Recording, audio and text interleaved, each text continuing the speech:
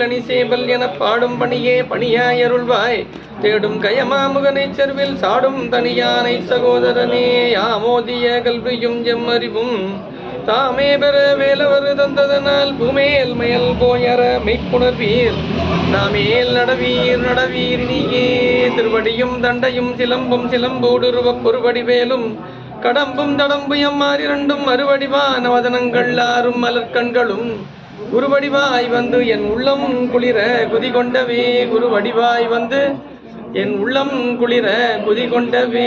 திருச்சிற்றம்பலம். தென்னாருடைய சிவனே போற்றி, எந்நாட்டவர்க்கும் இறைவா போற்றி, ஏகம்பத்துரை எந்தாய் போற்றி, பாகம் கண்ணூர் முளை கண்ணி கூரன் காண்க உடன்தான் உடனே காண்க வேல் முருகனுக்கு அரகர அரகர. உமாபதி சிவனார் திருவடிகள் போற்றி போற்றி, நேர்குருநாதர் பொன்னார் திருவடி போற்றி போற்றி. திருச்சிற்றம்பலம். குருவருளும் திருவருளும் முன்னிற்க நாம் மாதந்தோறும் நம்முடைய தெய்வீக சித்தாந்த இலக்கிய மன்றத்தின் சார்பாக மாதந்தோறும் சிந்தித்து வருகின்ற திருவருட்பயன் என்கின்ற புதமான சிந்தனையிலே முதல் அமர்வாக நாம் திருக்கோயில் வழிபாடும் தமிழ்முறை அர்ச்சனையும் நிறைவுற்று அருகுருநாதர் அவர்கள் ஆசி உரையோடு நீண்ட நெடு நாட்களுக்கு பிறகு அவங்க நேற்றே சொன்னாங்க, நான் ஒரு 3 மாசமா வரலப்பா அப்படின்னு. எங்க இருந்தாலும் நாங்கள் நினைச்சிட்டு தான் இருப்போங்க. நிகழ்வு ஒவ்வொரு நிகழ்வுகளும் அருவமாய் ஐயா அவருடைய எண்ணம் நம்மளோட நிகழ்வு தான் நமக்கு இருக்கும்னு அவங்க ஒவ்வொரு நிகழ்வு நினைந்து கொண்டே இருப்போம்.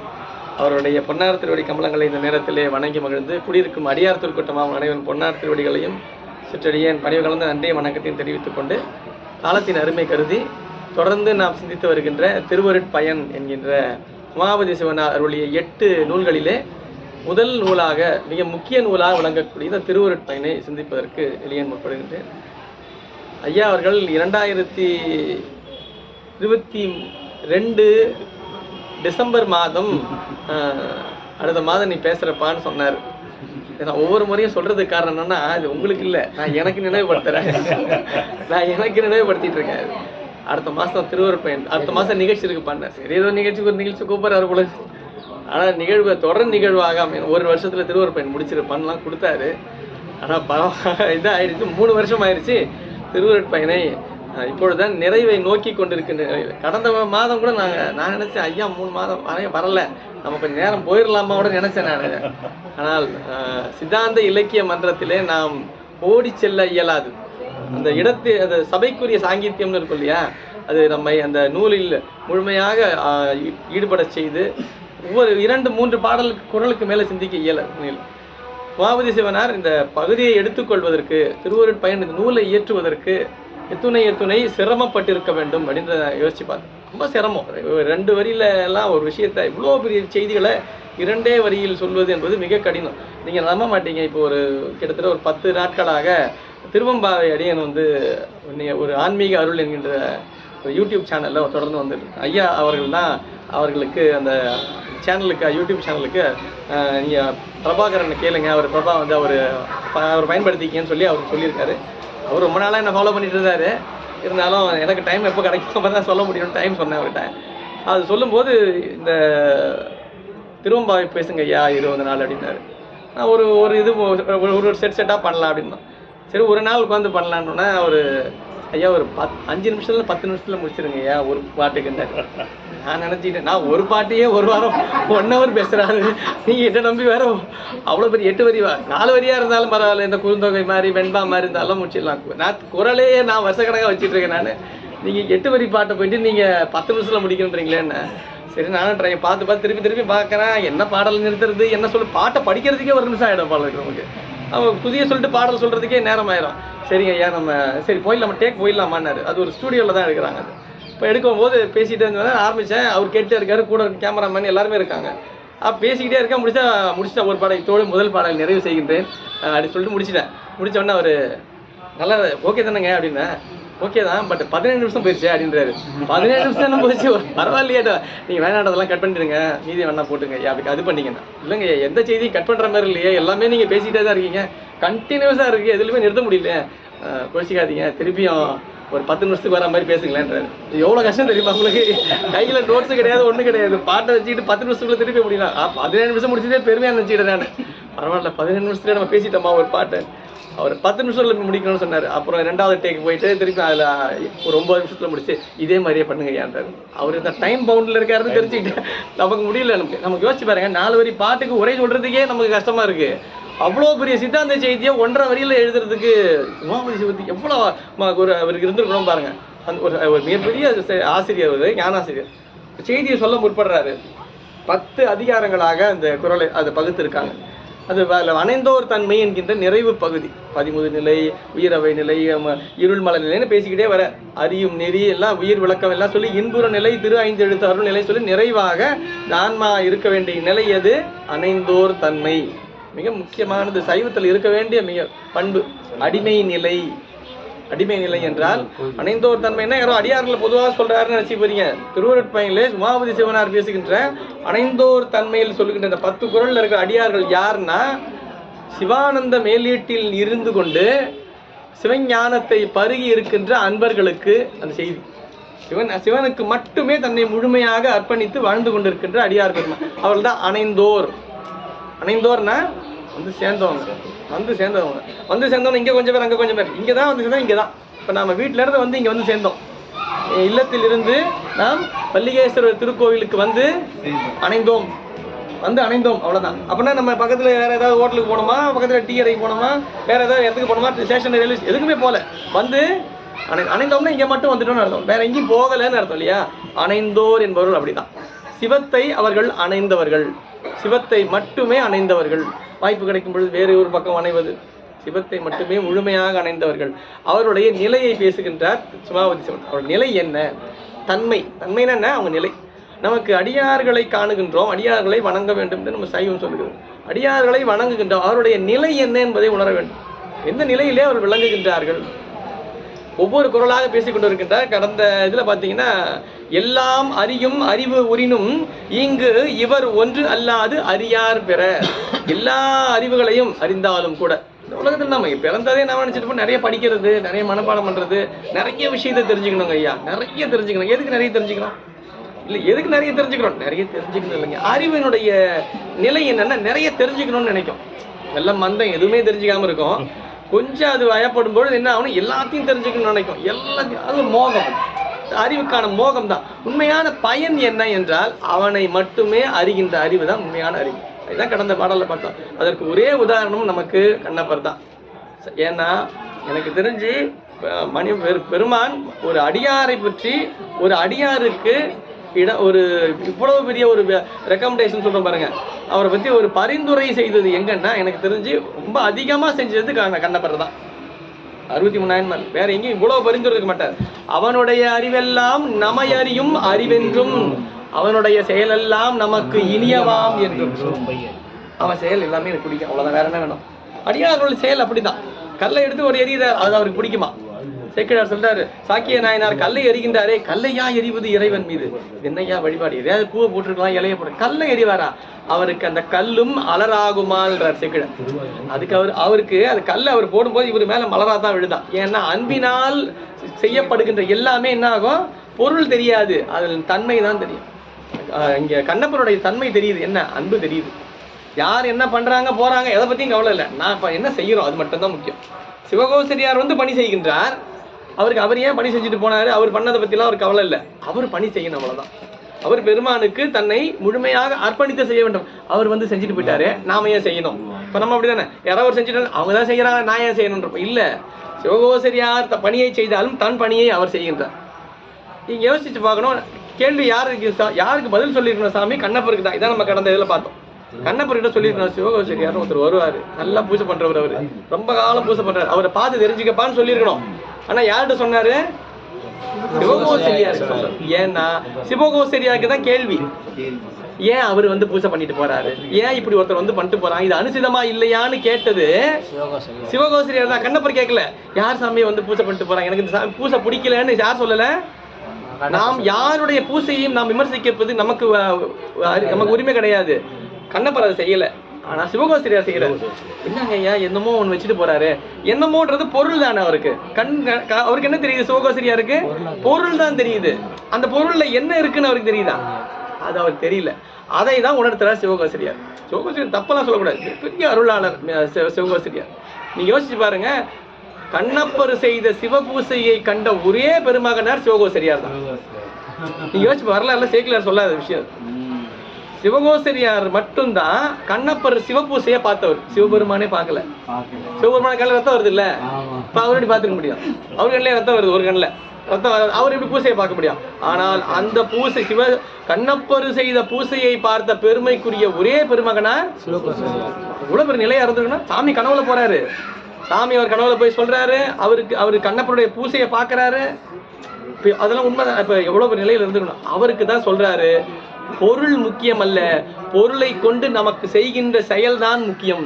என்ன? அன்பு. அன்புதான் முக்கியன்றத சிவகோசரியார் உணர்த்துற இடம் தான் வரலாறு. அப்போ தன்னை அறிவதுதான் உண்மையான அறிவு.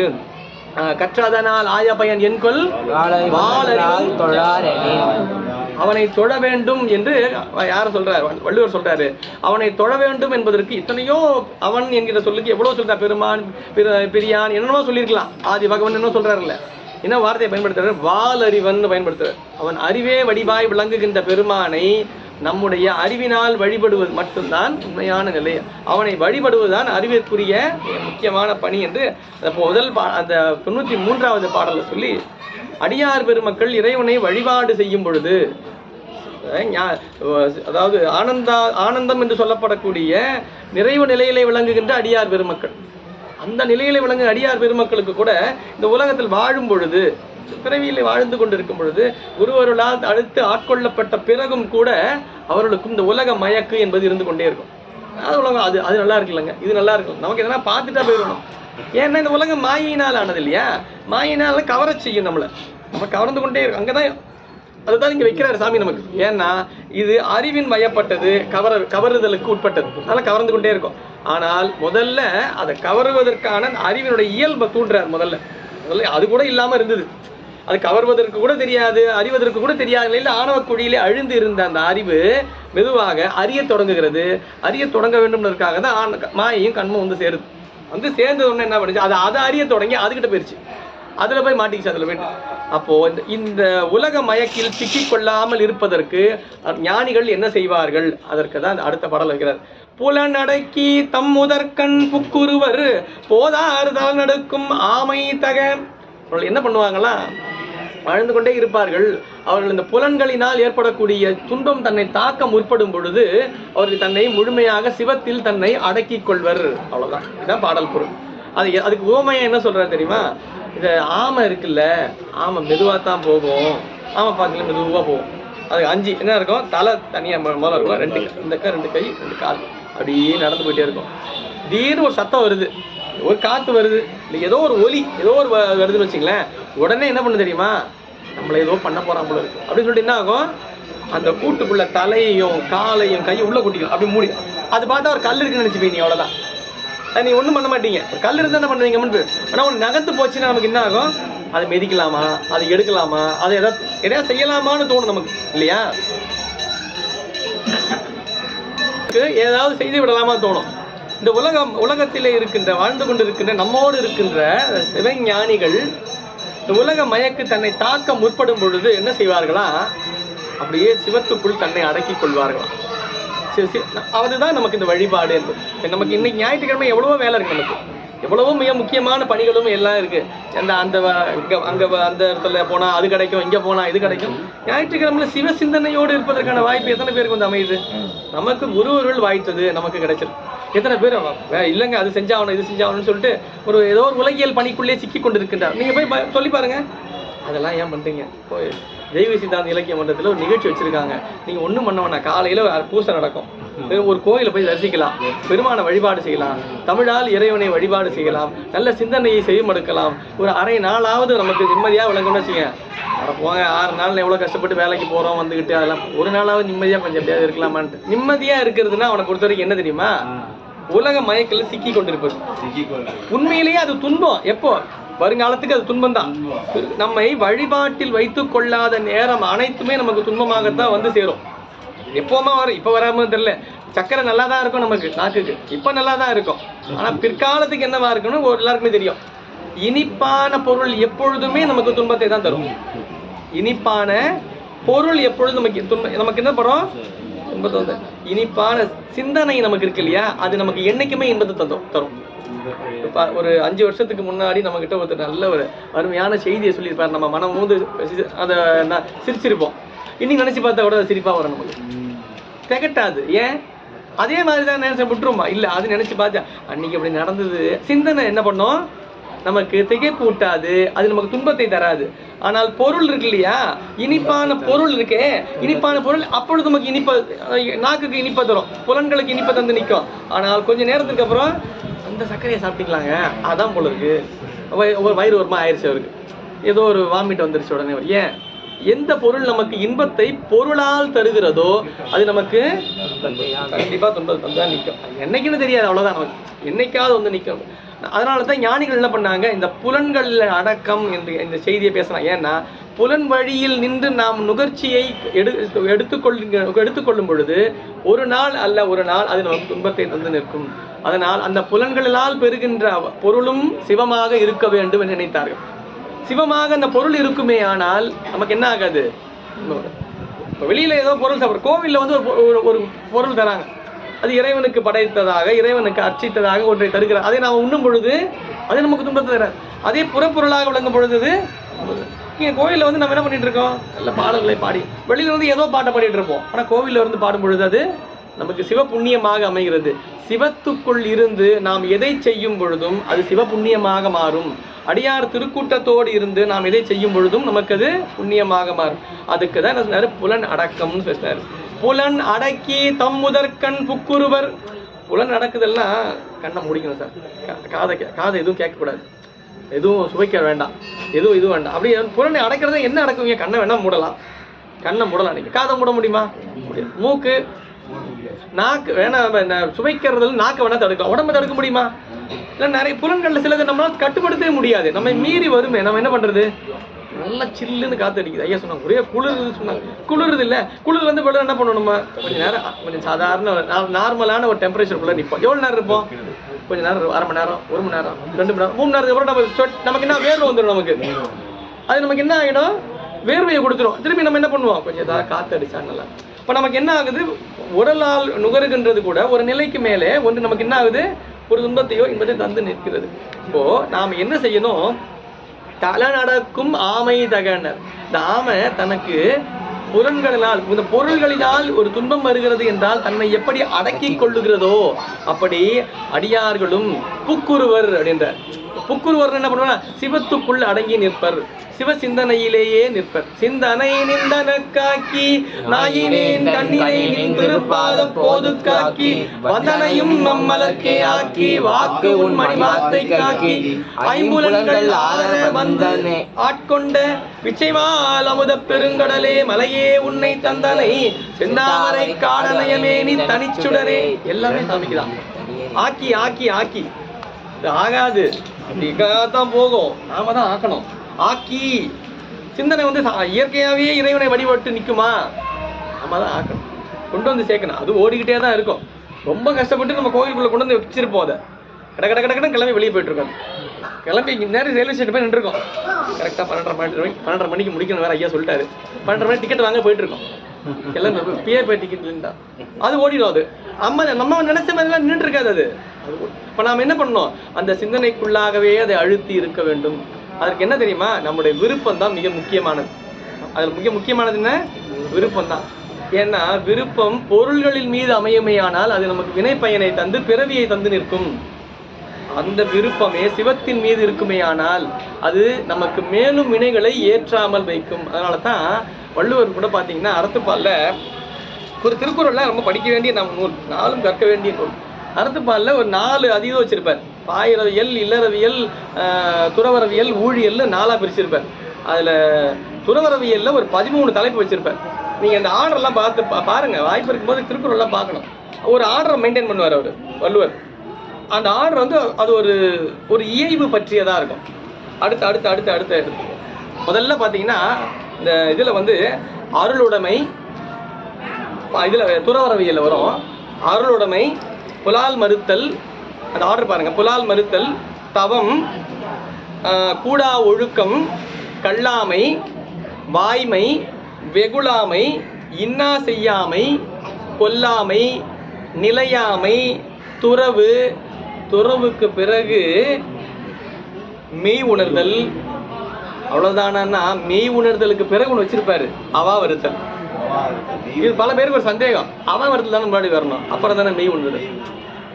மெய் உணர்தலுக்கு முன்னாடி வச்சுட்டு அப்புறம் அவா வருத்தலுக்கு முன்னாடி மெய் உணர்தல் இருக்கும், மெய் உணர்தலுக்கு முன்னாடி துறவு இருக்கும், அது துறவுக்கு முன்னாடி நிலையாமை இருக்கு, நிலையாமைக்கு முன்னாடி கொல்லாமை இருக்கும். இந்த நிலை பாருங்க, கொல்லாமை, நிலையாமை, நிலையாமைக்கு பிறகு துறவு, துறவுக்கு அடுத்து மெய் உணர்தல். மெய் உணர்தல் நிலைக்கு பிறகும் கூட ஒண்ணு இருக்கு, அது என்ன தெரியுமா? அவா வருத்தல். மெய் உணர்தல் நிலை என்று பெற்றும் கூட அவா என்கின்ற ஒன்று இந்த உயிருக்கு இருந்து கொண்டே இருக்கும். அது ரொம்ப முக்கியம். அதனாலதான் அடியார் கூட்டம்னு வச்சாங்க. நீங்க அடியார் கூட்டத்திலேயே இருக்கணும். நம்ம போயிட்டோம், கோயிலுக்கு போயிட்டோம், அதை பண்ணிட்டோம், இதை பண்ணிட்டோம், எதை பண்ணிட்டோம், என்ன பண்ணிட்டோம்னு தெரிஞ்சா என்ன ஆகும்னா ஒண்ணு வளர்ந்துரும். மெய் உணர்வு பெற்று கூட என்ன ஆயிடும்? ஆன்மா வினையை ஈட்டம் பெறும். அதனால என்ன பண்ணாரு? முதல்ல அவா விற்று ஆறா இயற்கை அவா நீப்பின் அந்நிலையே பேரா இயற்கை தரும் குறள். நமக்கு பேரா இயற்கைனா இனி பிறவாத நிலையை நாம் பெற வேண்டும் என்றால் அவா என்பது நீங்கி இருக்க வேண்டும். அவா என்ப எல்லா உயிருக்கும் எஞ்ஞான்றும் தவா அப்பிறப்பீனும் வித்து. அவாதான் வித்து. அடுத்த பிறப்புக்கு வித்து எது தெரியுமா? அது நல்லா இருக்குல்ல, அது நல்லா இருக்குல்லன்னா முடிஞ்சு போச்சு. அப்படின்னா என்ன எடுத்து அக்கௌண்ட் ஏறிச்சு +1. இதுல எல்லாம் போடுவாங்க, இந்த ப்ரோக்ராம் எழுதுறவங்க கம்ப்யூட்டர் I++ அப்படின்னு போட்டிருப்பாங்க. I++ன்னா என்ன அர்த்தம்? முடிஞ்சிருச்சு. அது யாருக்கு சொல்லல வேண்டாம், உட்காந்துட்டே இருப்போம். அருமையா இருக்குது, அப்படியாவது அதை வாங்கிடணும் அப்படின்னா முடிஞ்சு போச்சுன்னு. அடுத்த பிறவி உண்டுன்னு அர்த்தம். அடுத்த பிறவி ஒரு எண்ணத்திற்கு ஒரு பிறவி, அதான் அவா. ஒரு ஆசைக்கு ஒரு பிறவி. தாய்மரம் சொல்ல, எண்ணாத எண்ணமெல்லாம் எண்ணி எண்ணி புண்ணாகி போனது ஐயோ அப்படின்னு. எண்ணம் தான் புண்ணாயிட்டு இருக்கு. நம்ம நினைச்சிருப்போம் உடம்பு தான் புண்ணாயிட்டு இருக்கு நினைச்சிட்டு இருப்போம். எண்ணம் புண்ணாயிட்டு இருக்கு. என்ன தெரியுமா? அது பாட்டி என்னென்னமோ நினைச்சுக்கிட்டு இருக்கு. அதை பார்த்தா அது வேணும், இது பார்த்தா இது வேணும், இது நல்லா இருக்குல்ல, அது நல்லா இருக்குல்ல, எது நல்லா இருக்குல்ல, பார்க்கறதெல்லாம் நல்லா தான் இருக்கும். ஏன் சொல்லு? ஏன்னா எல்லாம் மாயை இல்லை. மாயையினால் ஆனது எல்லாமே கவர செய்யும். அறிவை உடனே நம்ம என்ன பண்ணோம்? அதை அடைய செய்யும். அதை அடைவதற்கான முயற்சியிலே நம்மை கண்மத்தை ஈட்டுவோம். கண்மம் பெருகும். மாயை கொண்டு கண்மத்தை கொண்டு மாயை திருப்பி இதுல இருந்து எப்படியே வெளியே வர வேண்டாமா?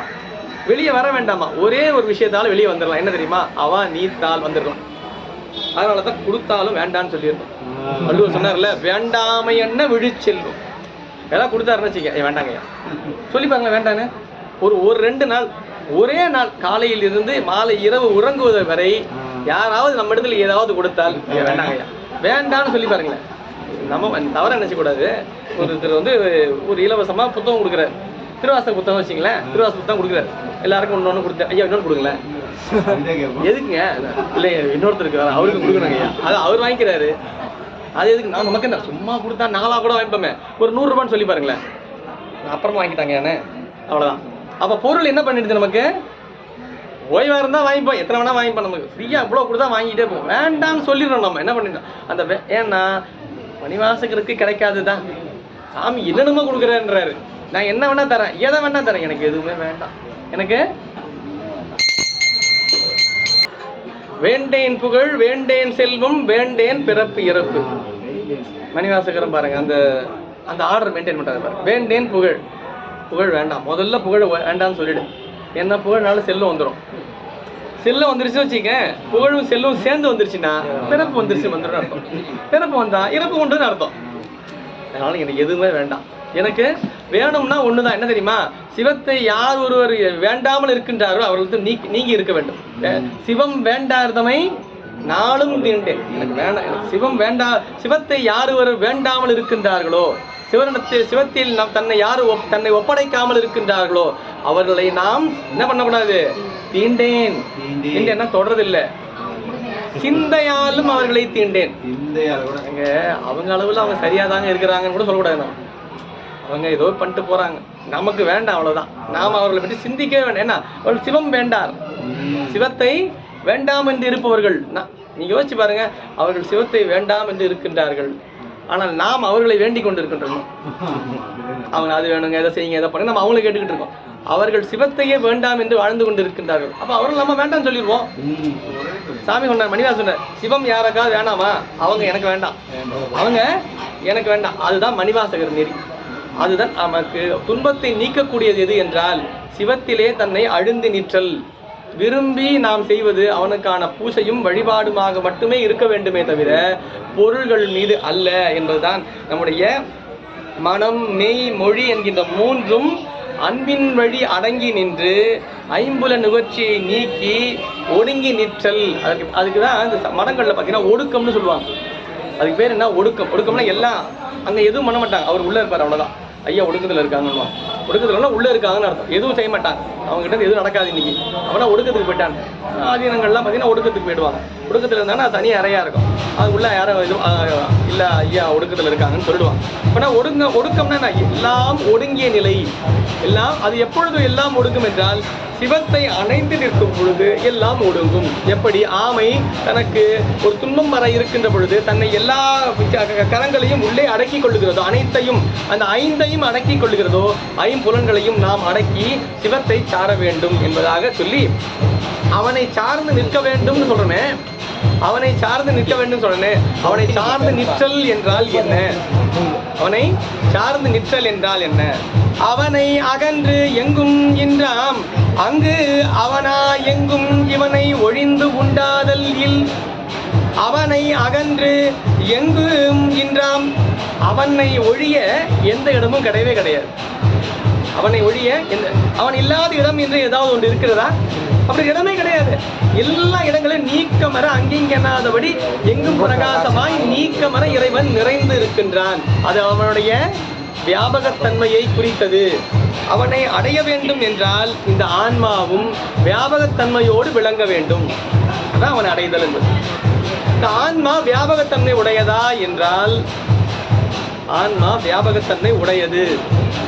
இறைவன் வியாபகத்தன்மை உடையவன், ஆன்மா உடம்புக்குள்ள தானங்க இருக்கு. நீங்க வியாபகம் அது உடம்புக்குள்ளாக வியாபித்து நிற்கின்றது. இந்த உடம்புக்குள்ளாக அது வியாபித்து நிற்கிறது.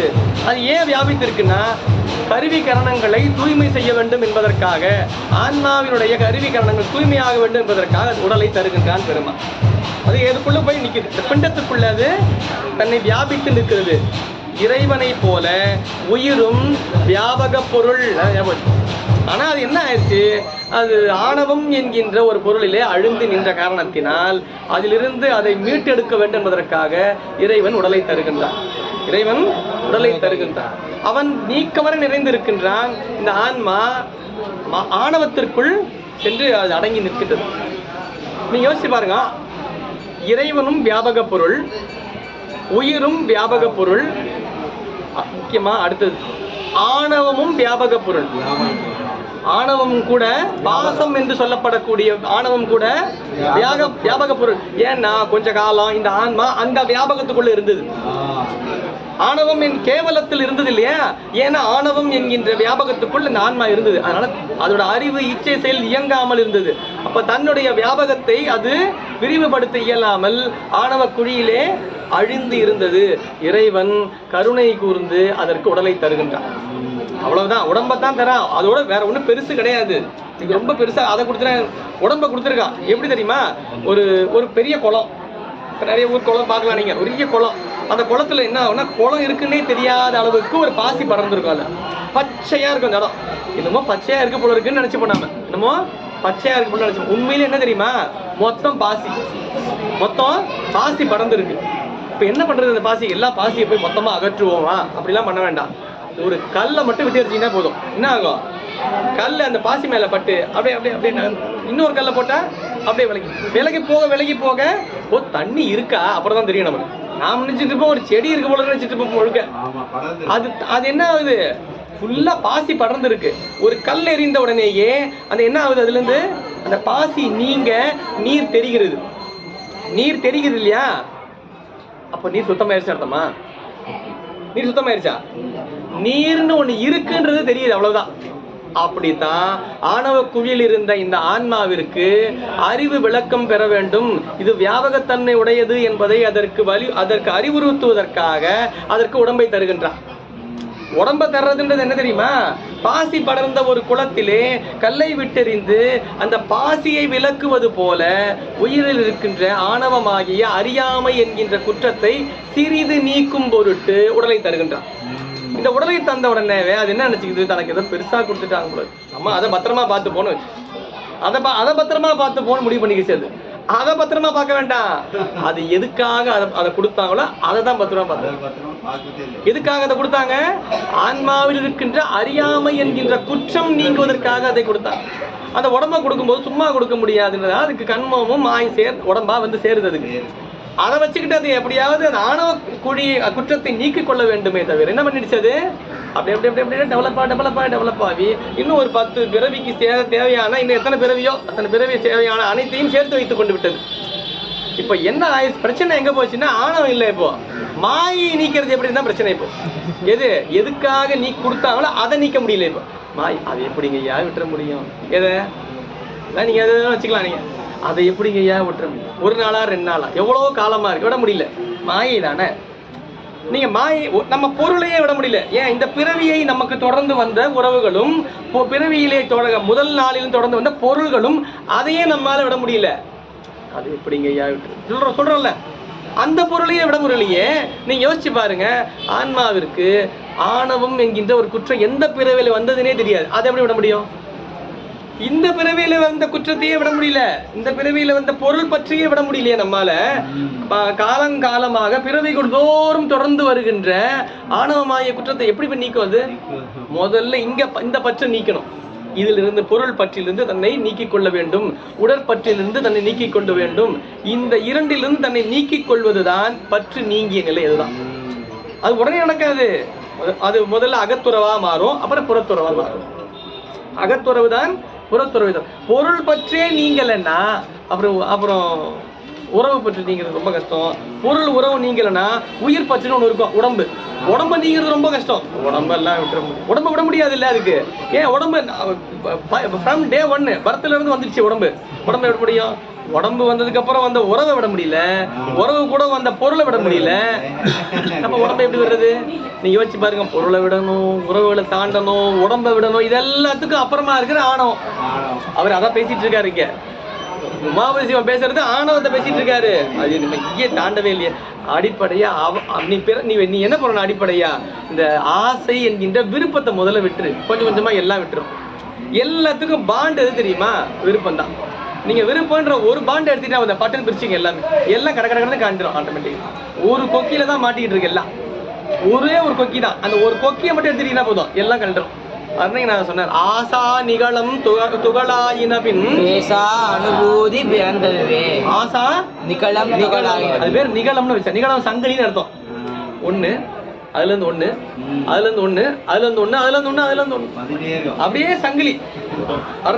நான் சொல்றாரு, சாமிக்கு உனக்கு எவ்வளவு தெரியுமா இடைவெளி? எவ்வளவு இடைவெளி தெரியுமா? ஆசையினுடைய ஒரு எல்லையில் நீ இருக்கின்றாய், ஆசையினுடைய இன்னொரு எல்லையிலே அவன் இருக்கின்றான். அந்த எல்லையில் அவன் இருக்கான். இப்போ 2 கிட்ட போன ஒரே வழி இந்த சங்கிலியை உடச்சா கிட்ட போயிடலாம். ஒரே சங்கிலியா கோத்து வச்சுக்கலாம். இல்லைங்க, இதை முடிச்சுட்டாங்க ஐயா, நான் கோயிலுக்கு வந்துருவாங்க ஐயா. இது இருக்குங்க ஐயா, எனக்கு இது இருக்கிற வரைக்கும் எப்படிங்க நான் கோயிலுக்கு வர்றது? இதை முடிச்சதுக்கு அப்புறம் நான் கோயிலுக்கு தாங்க முழுக்க கோயிலாவே கிடைக்க போறேன் நான். அது முடியும் போது அடுத்த சங்கிலி மாட்டிக்க டக்குன்னு. இது வரும்னு நினைச்சு கூட பார்க்கலைங்க. திடீர்னு இப்போ இது வந்துருச்சு. இதை முடிச்சதுக்கு அப்புறம் நான் இதோட நான் என்ன முழுமையா சிவத்துக்குள்ளேயே வச்சுக்கலாம்னு நினைக்கிறேன். தயவு செஞ்சு இந்த மாதிரி சொல்றேன், நம்பாதீங்க. நான் ரொம்ப இதெல்லாம் யோசிச்சு பார்ப்பேன். சில பேர் இப்படி ஐயா இதெல்லாம் முடிச்ச அப்புறம் முழுக்க நான் சிவத்துக்காகவே நேரத்தை வைக்க போறேன்னு சொல்றவங்க யாருமே செலவிட போவே மாட்டாங்க. ஐயோ ரொம்ப நான் சொல்லல, அவர் வேற சொல்லிட்டாரு. உழைக்கிறதா கிடைக்காதா? உண்மைதான். பெரியவங்க அவங்க சொல்ல, நான் சொல்ல முடியாது. உண்மையிலே சொல்றவங்க செய்ய மாட்டான். விட்டு விடுவேன் விடவே மாட்டான். அவன் விடவே மாட்டான். ஏன்? அவன் இன்னும் பேச்சிலே விடலையே, அவன் இன்னும் சொல்லிலேயே விடலையே, அப்படி செயல்ல விடுவான். அவன் சொல்பவன் செய்ய மாட்டான். பட்டணத்தார் சொல்லியா செஞ்சாரு, நாளையிலிருந்து நான் எல்லா பொருளையும் திறந்து விட போகிறேன் சொன்னாரா? அடுத்த நொடி திறந்தார் எல்லாத்தையும். அடுத்த நொடி பார்த்து அதான் துறவுன்னா அதான்.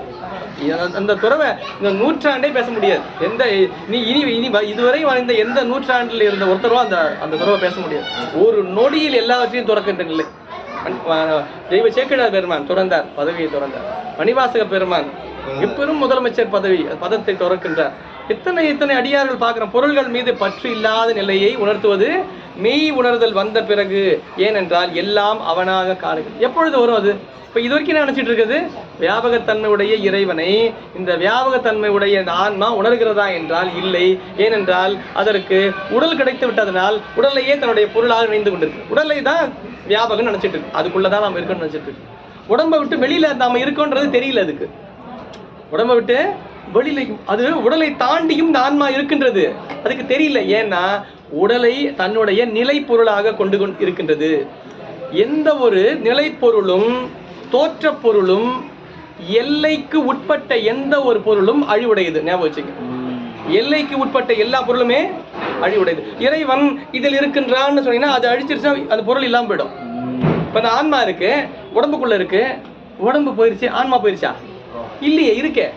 அப்போ அது அந்த உடம்பிற்கு உட்பட்டு இருக்கு, அவ்வளவுதான். உடம்பை தாண்டி அதால இருக்க முடியும்ன்ற ஒரு நிலை இருக்கு. இப்பயே இல்லை அதுக்கு. இப்போ உடம்ப தான் நான் நினைச்சிட்டு இருக்காது, உடம்பதான் நான் நினைச்சிட்டு. இப்போ இது நான் நினைச்சிட்டு இருக்கிறதுனால இது வரைக்கும் தான் அது இருக்கு, அவ்வளவுதான். இது வரைக்கும் இருக்கு, அவ்வளவுதான்.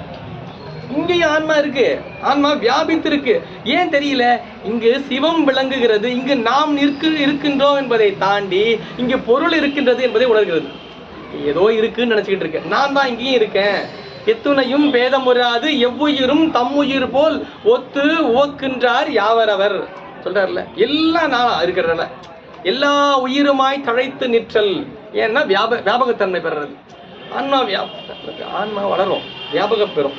உடம்புக்குள்ள கட்டுப்பட்டே இருக்காது. அது வியாபகத்தன்மை பெறும் பொழுது அதுக்கு இந்த உடம்பு என்னவாயிடும்? மிகை ஆயிடும். இப்பத்திக்கு உடம்பு தான் இப்ப நமக்கு முக்கியம். உடம்பு ரொம்ப முடியலையே, உடம்பு முடியலையேன்னு ஒரு நிலை வருமா நமக்கு? இப்போ நான் ஒரு காலத்தில் வீட்டில் வாழ்ந்துருப்போம். அது வீடு பார்த்தீங்கன்னா, இப்போ நாங்கள்லாம் ஒரு 25-30 வருஷத்துக்கு முன்னாடி எங்கள் ஐயாக்கில் சைதாப்பேட்டில் வீட்டில் பார்த்தீங்கன்னா ஒரு 2 ரூம் தான், 2 ரூம் தான். 2 ரூமில் ஒன்று 8 இருக்கும், அந்த ரூம் 8 இருக்கும். இந்த ரூம்லேயே பெட்ரூம் இருக்கும், அதுலேயே எல்லா புக்ஸ் இருக்குது, செல்ஃபு எல்லாமே இருக்கும். வீட்டில் 5 பேர் இருப்போம். அந்த ரூம்ல இருந்து சமையல் ரூம் இருக்கும், பூஜை அறை இருக்கும், சாமான்கள் வந்து குளிக்கிறது எல்லாமே அந்த ரூம் தான். ஒரு ரூம் படுக்கிறது, டிவி பார்க்கறது எல்லாம் ஒரு ரூம், படிக்கிறது போகிறதுக்கெல்லாம் ஒரு ரூம். 2 ரூம், 5 பேர் வாழ்ந்தோம்ல ஒரு காலத்தில். இப்போ 3 BHKவே பத்தலங்க. 4 BHK போயிட்டா. ஏன்னா ஒருத்தரும் ஒரு ரூம்ல இருக்கணுமா? இப்போ என்ன ஆயிடுச்சு? வியாபகத்தன்மை. எனக்கு இது பத்தா, நீங்க தள்ளியே படு தூரம், நீ அங்கவே படுத்துக்க, நீங்க இங்க படுக்கிற. அப்ப என்ன ஆயிடுச்சு? வியாபகம் பேர் 4 ஆக என்ன ஆயிடுச்சு? சின்னது பத்தல. 250 ரூபா வீட்லயே 5 பேர் இருந்த காலம் போய் 25,000 வீட்டுல 3 பேர் இருக்கான். அவன் அந்த ரூம்ல இருக்கானா, இந்த ரூம்ல இருக்கானா, அந்த ரூம்ல இருக்கானு தெரியல. அவனை போன் பண்ணி கூப்பிடுறான். அவன் போன் பண்ணி வாடா, இன்டர்காம் வச்சு கூப்பிடுறான். அவன் அங்க இருந்து வரான். இப்ப என்ன ஆயிடுச்சு? வியாபகம் வளர என்ன ஆயிடுச்சு? பொருள் வியாபகத்துக்குள்ள சிக்கி கொண்டதுனால என்ன ஆச்சு? இப்ப இந்த உயிர் அப்படிதான் வியாபகத்தன்மை உடைய. இதுக்குள்ள இது வளர தொடங்கி விட்டால் இந்த உடம்புக்குள்ள இருக்க முடியாது. வேற்று விகார விடக்கு உடம்பின் உட்கிடப்ப ஆற்றே. உள்ள இருக்க முடியல என்னால. ஏன்? வளர தொடங்கியாச்சுல்ல, உள்ள இருக்க முடியாது. வளர என்ன ஆகும்? எது தாங்கி கொண்டு எது மறைத்து கொண்டிருந்ததோ அது அதற்கு மிகையாகிவிடும். குடந்தை தனித்தொழிய புட்பரந்தற்றே. இந்த உலகத்திலேயே மிகப்பெரிய உறவா ஒரு உறவை சொல்லணும். இத மாதிரி ஒரு உறவை நீங்க பார்த்திருக்கவே முடியாதுங்கய்யா அப்படின்னு சொல்லணும்னு வச்சுங்களேன். எப்படி இருக்கணும்? அவங்கள மாதிரி இருக்கணும் சார். அது நட்பு. நீங்களும் சொல்றீங்களே, என்னடா நட்புன்னு சொல்றாரு. நானும் பார்த்தேன், என்னதான் சொல்றாரு பார்த்தா, அவங்க 2 பேரும் அவ்வளவு ஒண்ணா இருப்பாங்க சார். ஒருத்தன் போனா இன்னொருத்தர் கிளம்பி போயிடுவான். எப்படா போனான்னு நினைச்சா அவன் கிளம்பி போயிட்டான். குடந்தை தனித்தொழிய புட்பரந்தற்று. இந்த உடம்பு இதுக்கப்புறம் இந்த உடம்பு யூஸ் இல்லைன்னு தோணுச்சுன்னா உயிர் கிளம்பிடுவாங்கிறது. இதுக்கப்புறம் இதுக்குள்ள தானே இவ்வளவு காலம் இருந்தோம், இது கூட தான் நம்ம நாள் போயிட்டு இருந்தோம். இந்த உடம்புக்காக நன்றி பாராட்டுமா? இந்த உடம்பு நமக்கு தேவையில்லைன்னு விட்டுட்டு போயிட்டே இருக்குல்ல இந்த உயிர். அது எப்படி தெரியுமா? வளர தொடங்குகின்ற வரையில் உள்ளே இருக்கின்ற அந்த புல் என்று சொல்லப்படுற பறவை முட்டைக்குள்ளேயே இருந்துட்டு இருக்கோம். முட்டை தான் நம்ம பாதுகாத்து வச்சுட்டு இருக்கு. அது தன்னுடைய பக்குவம் வந்த காலத்தில் என்ன பண்ணுது? இந்த முட்டையை உடைத்த உடனேயே முட்டை உடைஞ்சு போச்சு.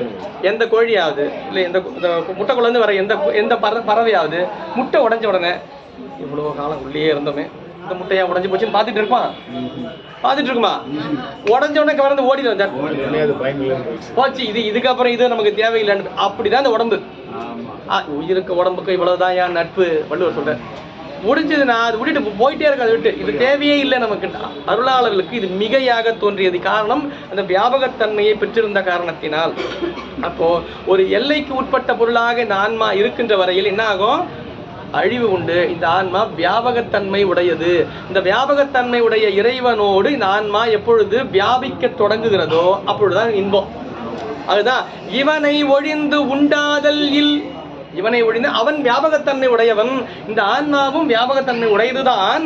ஆனால் பொருள் வயத்தினால் கட்டுப்பட்டு இருக்கின்ற காரணத்தினால் அது அந்த வியாபகத்தன்மை அடைய இயலாது. எல்லாம் சிவமாய் நின்றாய் போற்றி சொல்றாருல அப்பர் பெருமான். எல்லாம் சிவமா தெரியுமா?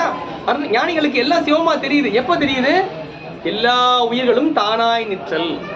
எல்லா உயிர்களிலுமே இறைவன் கலந்து இருக்கின்றான். எல்லா அதனால தான் அடியார்களை கண்டவன வணங்கிருங்கன்னு சொல்றது.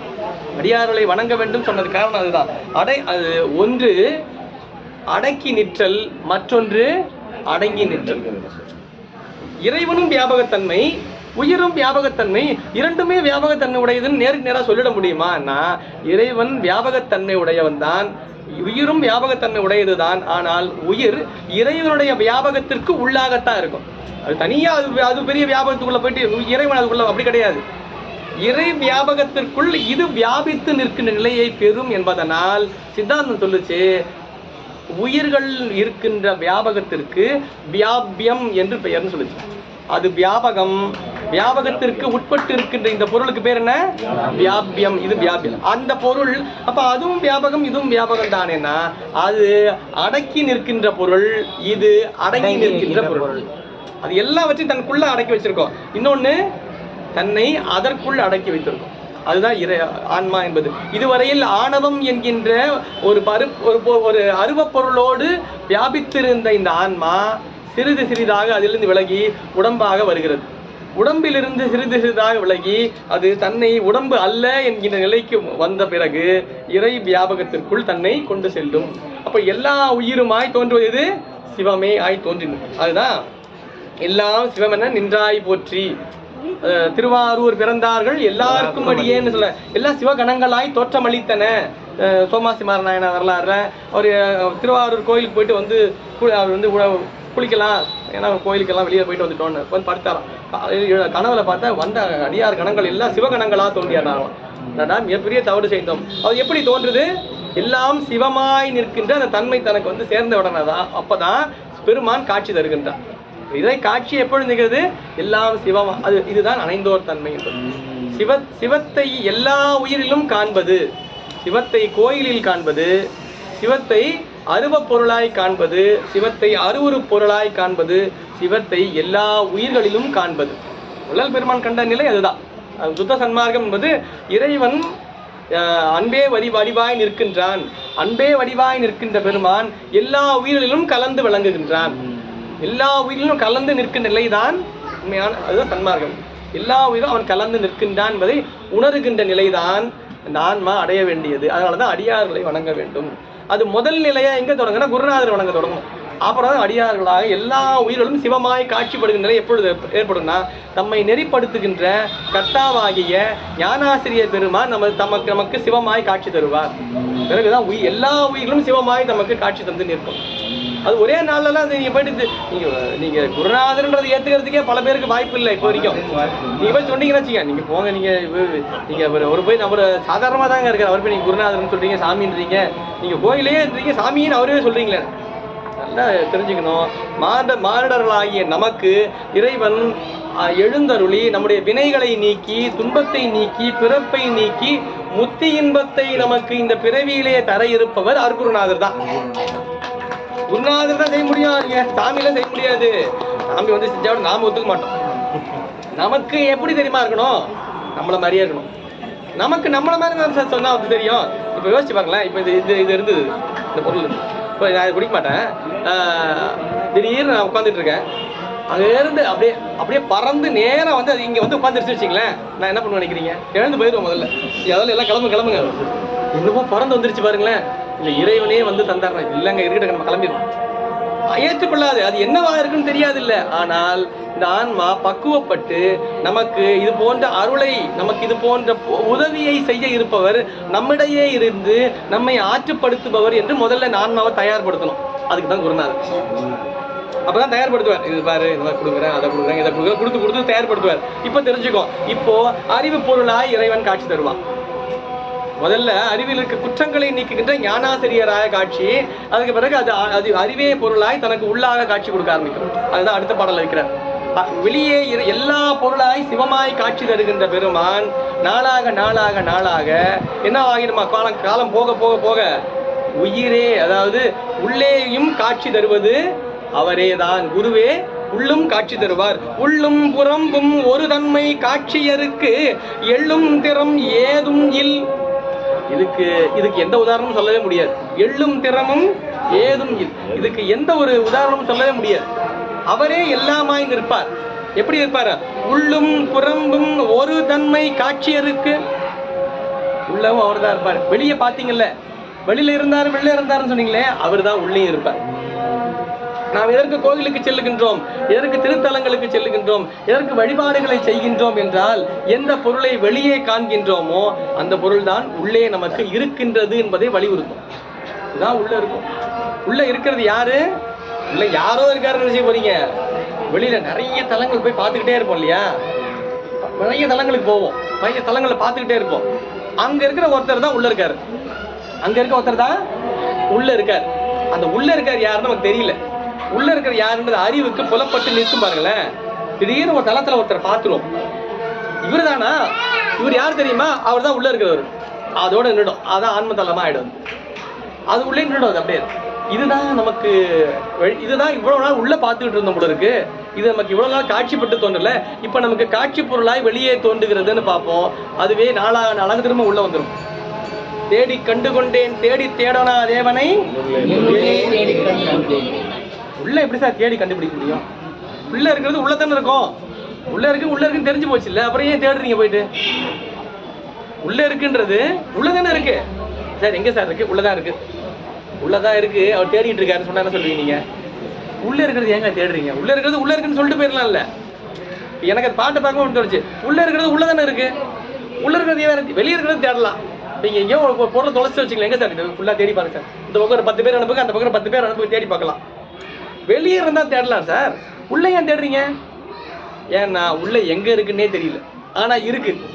அந்த உள்ள எங்க இருக்குன்னு தெரிஞ்சுக்கணும்னா வெளியில தேடி தேடி பார்க்கணும். தேடி பார்த்து அறிவிலே அந்த பதிவு ஏற்பட்ட பிறகு அதை உள்ளே காணும் பொழுது அது உள்ளே தெரியும்.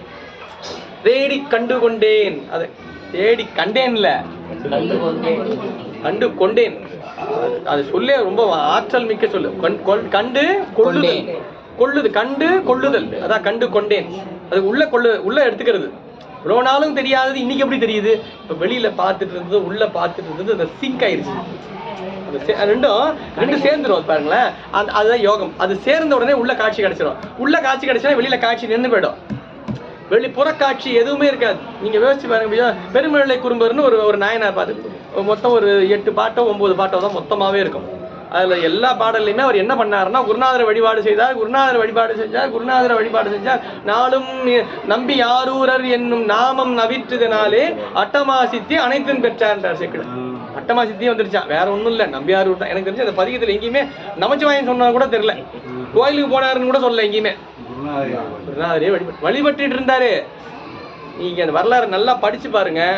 சுந்தரமூர்த்தி நாயனாரை போய் கூட பார்க்கவே இல்லை அவரு. சுந்தரமூர்த்தி நாயனாரை போய் நேர்ல பார்க்கவே இல்லை. சுந்தரமூர்த்தி நாயனாருக்கு அப்படி ஒருத்தர் இருக்காருன்னு தெரியும். பெருமிழலை குறும்பருக்கும் பேயாருக்கும் அடியேன்னு அதனாலதான் குறிப்பு தராரு. சுந்தரமூர்த்தி நாயனார் தெரியும் அவர் யாருன்ட்டு. இவர் நம்ம சீடர்னு தெரியாது, அவர் அடியாருன்னு தெரியும். ஆனா பெருமிழலை குறும்பருக்கு இவர் தான் குருநாதர். நீங்க யோசிச்சு பாருங்க. குருநாதர் எப்படி வழிபாடு செய்தாருன்னா, அவருக்கு சாமி கிட்ட போறதோ, சாமியை கும்பிடுறது, கோவிலுக்கு அதெல்லாம் பெரிய விஷயமே இல்லை. குருநாதரை வழிபாடு செய்யறதா பெருசு அவருக்கு. இப்ப நாம இங்க இருக்கோம், நம்ம இருக்கிறதுல பெரிய விஷயம் என்னன்னு நம்ம கைலாயத்துக்கு போறோம். இங்கேருந்து கைலாயம் போயிடும். அது ஆனா இந்த கைலாயம் இல்லை, அந்த கைலாயத்துக்கு போறது தானே. அந்த கைலாயத்துக்கு போறது தானே பெரிய விஷயமா நமக்கு. அவங்களுக்கு அதெல்லாம் பொருளே இல்லை. அவரு கிளம்பிட்டாங்கய்யா, ஆமா, அவர் வீடே வேண்டாம் அவருக்கு, அவர் கைலாயமே வேண்டாம் அவங்களுக்கு. பெரிய பொருளே இல்லை கைலாயம் அவங்களுக்கு. ஐயா நான் கிளம்புறாங்கய்யா, இப்ப ஐயா இப்ப முடிச்சதா கிளம்பிடுவேன். கார் எடுத்தாருன்னா நேரம் கிளம்பி வீட்டுக்கு போயிடுவேன் இல்ல. எடுத்த வண்டி வேணுமா அந்த மாதிரி அவங்க நினைச்சாங்கன்னு டக்குன்னு கிளம்பி போயிடுவாங்க அவங்க கைலாயத்துக்கு. அவ்வளவுதான் அவங்களுக்கு எல்லாம் கைலாயம். ஆனா குருநாதரை பாக்குறது இருக்குல்ல, அதுதான் அவங்களுக்கு பெருசு. கைலாயத்துக்கு போறதை விட அவங்களுக்கு பெருசு இல்ல, குருநாதரை பாக்குறது தான் பெருசு.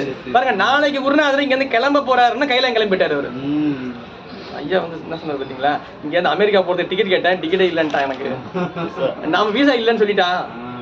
நமக்கு இங்கே போக முடியல, இங்கே பக்கத்துல. அவர் பாருங்க கைலாயத்துக்கு அசல்ட்டா கிளம்பி போயிட்டாரு அவர். ஆனா குருநாதர் போறதுக்கு முன்னாடியே நம்ம போயிடணும்னு போயிட்டார்.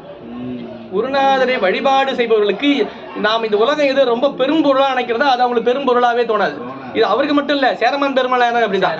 அவருக்கு எல்லாமே கிடைச்சிருச்சு, எல்லாமே முத்தி எல்லாமே வந்துருச்சு. அவருக்கு நேரா கிளம்பி கைலாயம் போயிட்டாரு அவரு. ஐயா நீங்க எதுக்கு வந்தீங்க? என்ன நான் எதுக்கு வந்தேன்? இல்ல நீங்க உங்களை யாரு இங்க வர சொல்ல, நீங்க பாட்டு வந்துட்டீங்க. கைலாயத்துக்கு போயிட்டாரு அவரு. அவரு கூட கைலாயத்துக்கு விருப்பப்பட்டுலாம் போகல. ஐயா நான் கைலாயத்துக்குலாம் வரல, என் குருநாதர் வந்தாருன்னு வந்தேன். கடைசியில் பார்த்தா வந்த இடம் கைலாயம். சுந்தரமூர்த்தி நாயனார் கூடவே போயிட்டார். கிளம்பி கூடவே போயிட்டா கிளம்பி டோர் திறந்திருக்கு, உள்ள போயிட்டார். நேரம் உள்ள போயிட்டார். அவரு உங்களை கூப்பிடவே இல்லை, நீங்க எதுக்கு இங்க வந்தீங்கன்னு கேட்கறாங்க சேரமான் பெருமாள். யோசிச்சு பாருங்க, நாம இதுக்கு கோடான கோடி யுகங்களாக எத்தனையோ பிறவிகளாக கஷ்டப்பட்டுக்கிட்டு வினையை துளைக்கணும், கர்மத்தை துளைக்கணும், மாயை துளைக்கணும், ஆனா எல்லாம் துளைத்தால்தான் கைலாயம் கிடைக்கும்லாம் வந்துட்டு இருக்கோங்க. அசால்ட்டா கிளம்பி அவர் பாட்டு கிளம்பி போயிட்டார். எப்படி போனார் பார்த்தீங்களா? குருநாதரை பிடிச்சான். குருநாதரை பற்றி கொண்டால் செல்ல வேண்டிய இடத்திற்கு நாம் மறந்தே சென்று விடுவோம். நம்மை மறந்தே செல்ல. நற்றவா உனை நான் மறக்கினும் நம்ம மறந்த நிலையில போயிடுவோம். ஏன் அவர் பாட்டு குருநாதர் போனாரு, குருநாதரை பார்த்துக்கிட்டே போயிட்டாரு கூடவே. போன இடம் கைலாயம். சரி வந்தாச்சு, இதுக்கப்புறம் கீழே போறது ரொம்ப கஷ்டம், இதுக்கப்புறம் ஏன் கீழே போனா ஏதாவது அப்ளிகேஷன் போட்டு எதையாவது போட்டு இங்கே நான் செட்டில் ஆயிரேன் அப்படியே போயிட்டாரு சேரமான் பெருமாள். அவர் கைலாயத்துக்கு போகணுன்ற விருப்பம் இல்ல, அவர் போகணுன்ற இடம் குருநாதர் கூட. குருநாதர் கூட சென்று அடைந்த இடம் எதுவாயிடுச்சு? இப்ப நாம் பற்ற வேண்டியது குருநாதரை. குருவை பற்றினால் நாம் பற்றுகளை நீக்கலாம், வினைகளை நீக்கலாம், மலங்களை நீக்கலாம், எல்லா இன்பங்களையும் இந்த பிறவியிலேயே பெறலாம். வள்ளல் பெருமான் சொல்வார், முத்தின்றது நம்ம நினைச்சிட்டு இருக்கோம் செத்து போனதுக்கு அப்புறம் வர்றதுன்ட்டு. முத்தி என்பது செத்து போனதுக்கு அப்புறம் வர்றது இல்ல. முத்தி என்பது முந்துரு சாதனம், அவ்வளவுதான். அது ஒரு பயிற்சி தான். அது முத்தின்றது. முத்திக்கு அப்புறம் ஒண்ணு இருக்கு, அது சித்தி. வேதாந்தம் சொல்லுவது முத்தி, சித்தாந்தம் சொல்லுவதுதான் சித்தி. சித்திக்கும் வள்ளல் பெருமாள் சித்தித்தது அப்படின்றார். முத்திக்கு பிறகு வந்த ஞான சித்தின்றார், சித்தித்ததுன்றார். அப்ப அந்த நிலை தான் அது. அதைத்தான் சைவம் பேசுது. முத்தின்ற அது இந்த பிறவியிலேயே கிடைச்சிடும் சார். அது இந்த பிறவியிலேயே வாழ்ந்து கொண்டு இருக்கும் பொழுதே பெறுவதற்கு பேர் முத்தி. நூல் பேரே பாருங்க, சிவஞான முத்தியார் வச்சாரு, சித்தியார் தான் வச்சிருக்காரு. சிவஞான முத்தி என்பது முந்துரு சார். நாம் அடைய வேண்டிய நிலைக்கு முன்னாடி இருக்கின்ற இடம் தான் முத்தி. அது போய் இறந்ததுக்கு அப்புறம் வருது அவர் முத்தி அடைந்து விட்டார். அது வேற. இந்த பத்திரிகை போடும் போதெல்லாம் பாத்தீங்கன்னா செத்து இறந்துட்டவனும் பத்திரிகை போடுவாங்க. அதுல எனக்கு அது நீங்க தவறா நினைச்சு கூடாது. அதுல வந்து அவர் இறைவன் திருவடி அடைந்தார் என்பதை வருத்தத்துடன் தெரிவித்துக் கொள்கின்றோம் போட்டிருக்கோம். அது எல்லாரும் இறைவன் திருவடி ஏறதுக்கு அவன் என்னென்னமோ பாடுபட்டு எத்தனை பாட்டு மனப்பாடம் பண்ணிக்கிட்டு எத்தனை பாட்டா பாடிட்டு இருக்கோம். திருவடி கிடைக்காதா, இறைவன் திருவடி அடைந்தார் என்பதை நாங்கள் வருத்தத்துடன் தெரிவித்துக் கொள்கிறோம். அதுக்குன்னு யாரும் நாங்கள் மகிழ்ச்சியுடன் தெரிவித்துக்கொள்ள போட்டு போறீங்க, அது ரொம்ப பிரச்சனை, வேற பிரச்சனையா இருக்காது. ரொம்ப காத்துட்டு இல்ல, அவர் போட வேண்டாம். இறைவன் திருவடி அடைந்தார் அவ்வளவுதான். அதை வருத்தத்துடன் தெரிவிக்கிறோம், இதெல்லாம் போடவே வேண்டாம். திருவடி அடைந்தால் இயற்கை எய்தினார்னு போட்டலாம் சார். அது சொல்லே வந்து நான் ரொம்ப முக்கியம், சொல்ல பயன்படுத்த பெரிய இந்தந்த இதுல எப்படி சொல்ல பயன்படுத்தணும். மரணம் அடைந்தார்னு மரணம் அடைந்தார் தான். இந்த முத்தி அடைந்தாரெல்லாம் போடுவாங்க, முத்தி அடைந்தாரெல்லாம் போடக்கூடாது. அவர் முத்தி நமக்கு தெரியுமா? நமக்கு முத்தி அடைந்தார்னு அவர் சித்தி அடைந்தார்னு போடுறாங்க, முத்தி அடைந்தார்னு போடுறாங்க. அப்படிலாம் கிடையாது. அவர் திருவடியை அடைந்தார்னு போடலாம், அவ்வளவுதான். திருவடியை அடைந்தார். இளைப்பாறும் நீழல் என்று நம்முடைய தமிழ் வழிபாட்டில் அதுக்கு ரொம்ப அருமையான இளைப்பாறும் நீழல். இவ்வளோ நாள் ஓடிக்கிட்டு இருக்கு. காலையில் எழுந்து அதை செய்யணும், மத்தியானம் இதை செய்யணும், சாயந்தரம் இதை செய்யணும், அடுத்த வாரம் இதை செய்யணும், அடுத்த மாசம் இதை செய்யணும். ஒரே பிளானிங் தான். அடுத்து ஒரு 6 மாசம் வரைக்கும் பிளானாவே போட்டு வச்சிருக்கோம். வேலை முடிஞ்சது, உடம்பு போச்சு, அதுக்கு என்ன இருக்குன்றீங்க? Rest sir. உடம்பு போயிருச்சு. நாம நினைக்கிறோம் போயிட்டாரேன்னு ஓனுக்கு வந்து அழுகுறோம். உண்மையிலேயே அதுக்கு அது ஓய்வு. அந்த உடம்ப விட்டுருது, நிம்மதியா இருக்கும். கொஞ்ச நாளைக்கு அது உடம்பு இல்லாம நிம்மதியா இருக்கும், எந்த ஒரு பிரச்சனையும் இல்லாம அது பாட்டுன்னு இருக்கும். காலங்காத்தால எழுதுக்க வேண்டாம், அந்த ஆபீசருக்கு பதில் சொல்ல வேண்டாம், அவனுக்கு கையெழுத்து போட வேண்டாம், இவன் இந்த கடங்காரன் வந்து நிப்பானா, அந்த கடங்காரன் வந்து நிப்பானா, இவனுக்கு பதில் சொல்லணுமா, இந்த சொந்தக்காரன் வருவானா, அவன் கல்யாணத்துக்கு போடலாம் இவன் கோச்சிப்பானா, இவன் கல்யாணத்துக்கு போடலாம் அவன் கோச்சிப்பானா, இவங்க கூட போனீங்க அவன் கோச்சிப்பான். இதெல்லாம் எதுவுமே கிடையாது, நிம்மதியா இருக்கலாம்ல. ஏன் போயிடுச்சு, இடத்த விட்டு போயிடுச்சு, அவ்வளவுதான். இந்த உடம்பு தான் அதுக்கு களமே உடம்பு தான். எந்த பொருள் நமக்கு வெளியிலே காட்சி தந்து நின்றதோ அதுதான் நமக்கு உள்ளேயும் காட்சி தரும். இப்போ இவர் நம்ம தாய்மானவர் சொல்லுவாங்க, தாய்மானவர் பாடல் தான் சொல்லுவாங்க. தாய்மானவர் இந்த ஒரு எப்பொழுதுமே நாளும் பூசை ஐயா சொல்லுவார்ல, பூசைப்பட்டி வச்சிருந்தேன். நேற்று கூட சொன்னேன், நான் போயிட்டு இருக்கும்போது கையில் என்கிட்ட பூசைப்பட்டி எல்லா பொருளையும் கையில் கொடுத்து என்கிட்ட எதையும் எடுத்துகிட்டு போகிறதே தெரியல, எல்லா பொருளும் கையில் இருக்குது. நம்ம பூசைப்பட்டி வச்சிருப்போம், வழிபாட்டுக்குரிய புத்தகமும் வச்சிருப்போம், படிக்கிறோம், புத்தகம்லாம் படிக்கிறது போகிறோம்ல, வழிபாட்டுக்கு புத்தகமும் எல்லாமே வச்சு எதுவும் தூக்க முடியாமல் இருப்போம். எப்பவுமே கையில் பூசைப்பட்டியோட இருப்பாங்க உடையவர் பூசை செய்கிறவங்களாம். தாய்மானவர் இப்படிதான் பூசை பண்ணுவாராம். ஒரு நாள் அவர் எடுத்துகிட்டு போகும்போது பூசைப்பட்டி இல்லையா, பூசைப்பட்டி மறந்து பூசைப்பட்டி மறந்துட்டு பூசை நேரம் தவறுது. நேரம் தாழ்றதுக்குள்ளே அது உடனே பூசையை முடிக்கணும். எப்போவுமே ஐயா வந்து ஒவ்வொரு நாளும் தவறாமல் 6 மணிக்கு சிவபுராணம் ஓதுவோம். அவங்க தந்தையார் வந்து அவங்களுக்கு அதை தொடங்கி சொல்லிக் கொடுத்த ஒரு அற்புதமான பாடம்னு ஒரு நிகழ்வு சொல்லுவாங்க. நேற்று வந்து அந்த நேரம் கொஞ்சம் தள்ளுச்சு, அடுத்த நிகழ்ச்சி ஆரம்பிக்கணும், அடுத்த நிகழ்ச்சி ஆரம்பிச்சு அதெல்லாம் போனோம். அதெல்லாம் இருந்தாலும் இதை முடிச்சுட்டு தான் சிவபுராணம் முடிச்சுட்டு தான். இது பாருங்க, கொண்ட கொள்கை பாருங்க, நேரம் தள்ளுறது வழிபாட்டுக்குரிய நேரம்ன்றது நேரம் தள்ளுச்சுன்னா அதை முடிச்சிடணும்.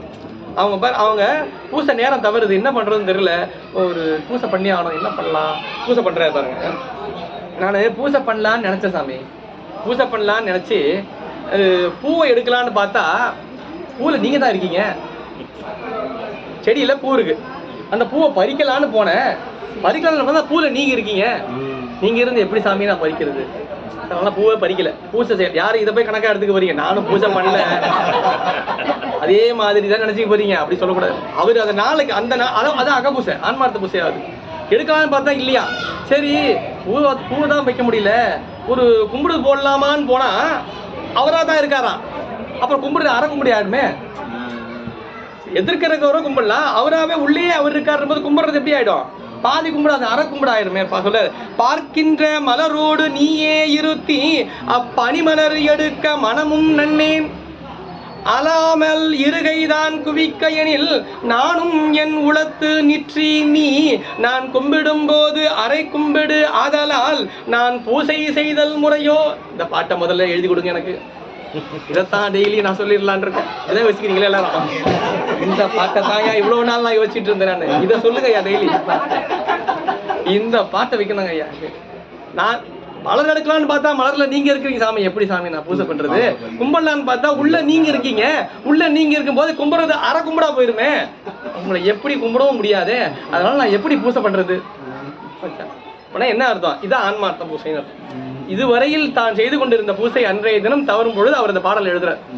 ரொம்ப அருமையான பாடல். இப்படி ஒவ்வொரு அருளாளர்களும் ஒரு நாள் அந்த பூசை தவறும் பொழுது அந்த பூசையை ஆன்மார்த்தமா உள்ளாகவே அகப்பூசை என்று சொல்லுவார். ஆன்மார்த்தமாக அந்த பூசையை செய்வார். அதுதான் அந்த பூசைக்கு நிகரானது எதுவும் இல்லை.